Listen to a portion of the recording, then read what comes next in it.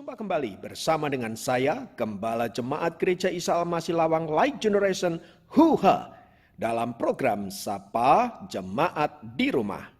Tetap semangat, tetap berpengharapan dan harus selalu yakin menjadi pemenang-pemenang di dalam Tuhan kita Yesus Kristus. Firman Tuhan kali ini saya ambil dari Mazmur 92 ayat 13. Saya ulangi, Mazmur 92 ayat 13 berkata, "Orang benar akan bertunas seperti pohon korma, akan tumbuh subur seperti pohon aras di Libanon." Bagian terakhir dari ayat tadi berkata bahwa orang benar akan tumbuh subur seperti pohon aras di Libanon.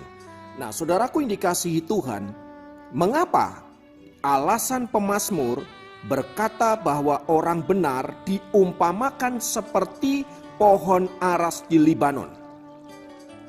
Nah, saudaraku, ternyata pohon aras Libanon memiliki peran penting dalam peradaban bangsa Timur Tengah atau kebudayaan orang-orang Timur Tengah kuno. Hampir semua bangunan berharga saat itu seperti istana, kuil, termasuk bangunan bait suci Salomo menggunakan kayu pohon aras sebagai bahan bangunannya. Sejarah mencatat bahwa kayu ini banyak digunakan oleh bangsa Fenisia, sekarang menjadi negara Libanon dan Suriah, sebagai bahan baku pembuatan kapal dagang, kapal perang, rumah, kuil, dan juga istana raja. Tidak hanya itu, saudaraku, getah kayu ini juga dapat berfungsi sebagai bahan pengawet jenazah atau yang lebih kita kenal sebagai proses mumifikasi. Sedangkan bagi orang-orang Sumeria kuno, saat ini menjadi wilayah bagian selatan Irak, hutan pohon aras adalah rumah para dewa mereka. Itu keyakinan mereka. Karena segudang manfaat yang dimilikinya, pantas saja kalau kayu ini jadi komoditas perdagangan yang sangat mahal di zaman raja-raja Israel kuno, seperti yang tercatat di dalam 1 Raja-Raja 9 ayat yang ke-11. Nah, selain memiliki peran penting dalam peradaban bangsa Timur Tengah, ternyata pohon aras Libanon juga adalah pohon yang memiliki kualitas yang luar biasa. Selain kuat, bebas mata tunas, serta mampu menyerap bau ruangan, kayu dari pohon aras Libanon ini rupanya juga memiliki rasa yang pahit sehingga tidak disukai oleh serangga dan dapat melawan kebusukan. Selain itu, saudaraku, pohon yang dijadikan lambang negara Libanon ini juga terkenal akan kekuatan dan daya tahannya terhadap cekaman kondisi lingkungan, artinya tidak terpengaruh oleh keadaan lingkungan. Tak main-main, saudara, pohon yang memiliki kandungan resin dan mampu menghasilkan getah yang harum ini dapat hidup hingga ratusan tahun lamanya. Nah, saudaraku dikasih Tuhan, kita bisa melihat betapa luar biasanya pohon ini.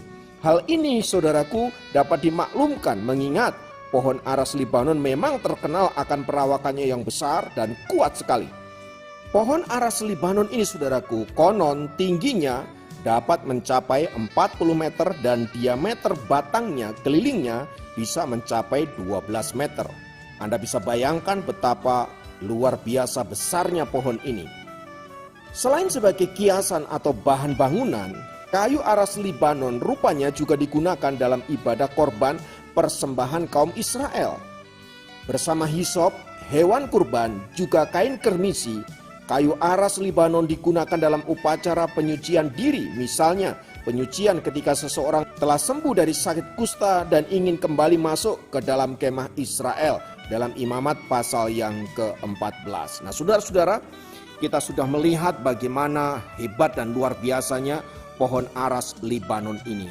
Tak heran bila pemazmur, saudaraku, menggambarkan bahwa orang yang hidup benar di hadapan Allah, ia seperti pohon aras Libanon ini. Dia akan menjadi pribadi yang kuat, dia akan menjadi pribadi yang tangguh, ia tahan terhadap cuaca apapun, keadaan apapun. Bukan hanya itu, saudara-saudara, dia juga memiliki kemampuan untuk bertahan di tengah-tengah badai kehidupan. Tak heran bila kemudian pemazmur menggambarkan orang yang hidup dalam kebenaran ia seperti pohon ini. Saudaraku yang dikasihi Tuhan, saya kira tidak kebetulan jika pemazmur menggambarkan orang yang hidup benar seperti pohon aras di Libanon. Nah, bagi kita saat ini saudara-saudara, jika kita rindu hidup kita menjadi pribadi yang kuat, yang tangguh, tahan terhadap segala tantangan, segala situasi dan lain sebagainya, bahkan dapat dipakai menjadi alat-alat yang luar biasa, diberkati secara luar biasa, tidak ada kunci lain selain hidup takut akan Tuhan. Dan biarlah ini boleh menjadi bagian kita. Mari kita praktekkan firman Tuhan ini. Mari kita belajar hidup takut akan Tuhan. Dan percayalah, janji firman Tuhan ini akan digenapi dalam hidup saudara dan saya. Saudara boleh menjadi orang-orang yang senantiasa diberkati, supaya saudara dan saya menjadi berkat. Seperti pohon aras Libanon, hidupnya senantiasa menjadi berkat. Bahkan ditempatkan di tempat-tempat terhormat seperti di kuil-kuil, di istana-istana raja, dan bahkan di bait suci. Tuhan memberkati Anda semua. Mari kita berdoa. Tuhan, di dalam nama Yesus, biarlah firman-Mu meneguhkan dan menguatkan kami, sehingga kami boleh senantiasa menjadi pribadi-pribadi yang kuat. Biarlah kami hidup dalam kebenaran-Mu dan senantiasa mentaati firman-firman-Mu. Terpujilah nama Tuhan kekal selama-lamanya. Dalam nama Yesus kami berdoa. Haleluya. Kali ini dapat memberkati Anda dimanapun berada. Sampai jumpa dalam program Sahabat Jemaat yang lain. Tuhan Yesus.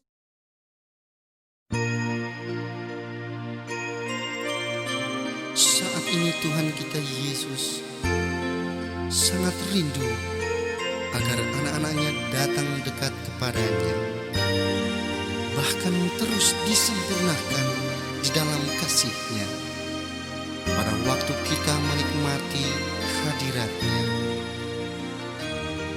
Bagaikan bejana siap dibentuk, demikian hidupku di tangan-Mu.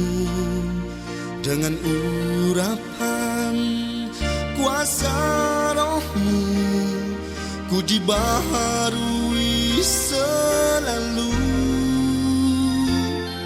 Jadikan ku Allah dalam rumah-Mu, inilah hidupku di tangan-Mu.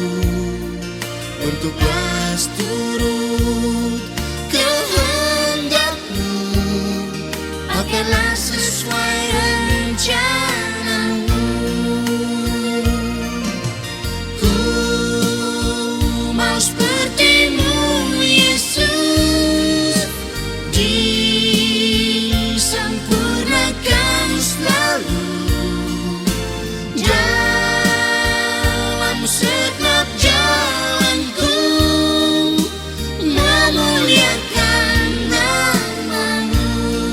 Ku mau seperti-Mu, ku mau seperti-Mu Yesus, disempurnakan selalu dalam setiap jalanku, memuliakan nama-Mu. Bapa, inilah doa umat-Mu. Kami rindu disempurnakan selalu. Haleluya. Bagaikan bejana siap dibentuk, demikian hidupku di tangan-Mu. Dengan urapan kuasa Roh-Mu, ku dibaharui selalu. Jadikan ku Allah dalam rumah-Mu, inilah hidupku di tangan-Mu. Bentuklah turut kehendak-Mu, pakailah sesuai rencana.